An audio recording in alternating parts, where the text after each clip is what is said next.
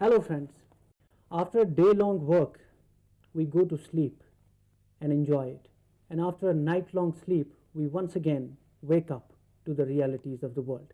What happens in between explains the whole phenomenon of something called dreams. Dreams push us into a phantasmagoric world which sometimes sounds very sweet but sometimes very dark, very bitter. What are dreams all about?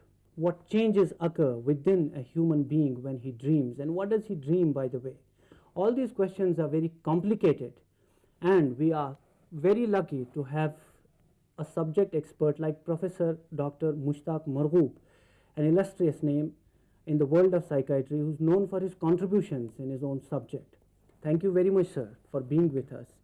And we'll discuss our discussion with this question that if everybody dreams, then is it a speciality for a few human beings or it's a uniform trait that we cannot have any other human being whose life goes dreamless, so to say? It's a very interesting question. In fact, it doesn't pertain only to humans. Even animals are supposed to dream. And sometimes some people do remember their dreams vividly and they are able to express it, and other people are not in that state. But in fact, this is universally true that human beings dream, irrespective of any gender or irrespective of age and other factors. Everybody dreams. Everybody dreams. Any specific chemical or biological change that occurs within a human being the moment he dreams, because he himself is not, or she herself. A human being does not know about those changes that happen within him when he or she dreams. True. You would like to explain this phenomenon for us? See, there are certain things about mind is in fact the functioning of the brain. This is what is the modern concept, and the people work on that. But earlier, when this belonged to philosophy, all activities of mind were to be taken with all those thoughts and perceptions about philosophy, and this was also supposed to be part of it. So initially this was supposed, sometimes even people would say that this is something supernatural and this might be a message from God and all those things. But now in fact, when we say that is simply a functional activity of brain, so you do talk about the chemicals and the parts of brain which are supposed to be related with, as you in the beginning said, with your wakeful state as well as with your dreamy or your sleep state. So yes, when we see that our body has its own internal clock, you awake and then you sleep, your body takes rest. You go to another place, you get what is otherwise known as jet lag, or all those things are related with your sleep and wakeful states. So this is supposed to be our biological clock. So when we talk about all these functions, we do talk about chemicals. Chemicals are controlled by our brain, which might be through certain hormones, which are again chemicals.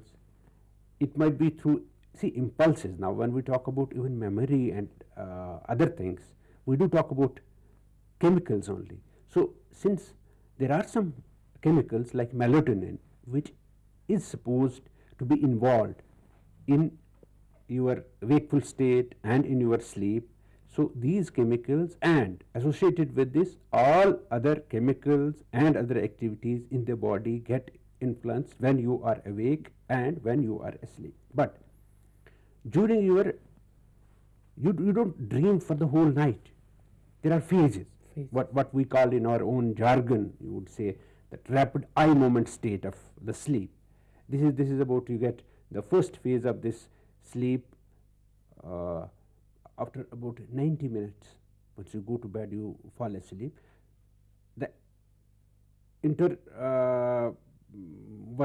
during this state when you are awake and then you sleep, and this state when you qualify it or you label it as rapid eye movement state, is that without obvious movements in your body, as if your body is actively involved with an action as happens during the daytime. So during that phase you dream.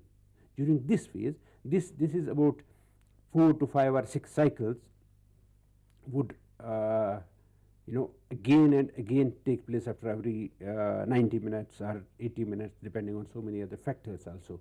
So this is again supposed to be controlled through chemicals only, these states, and then this does reflect itself through these physiological functions. When you say that your graph of the brain, because we said this pertains to the brain activity, this is different during these different phases. When you are dreaming, the state is totally different than when a person is in non-rapid eye movement state or in resting sleep.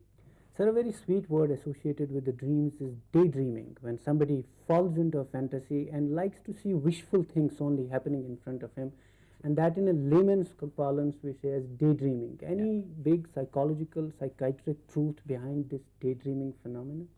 Depends how we take it. See, if we say about daydreaming, this would also be fantasizing about certain things, and then the dreams in itself are supposed, in fact, a tool for resolving your problems and difficulties at times.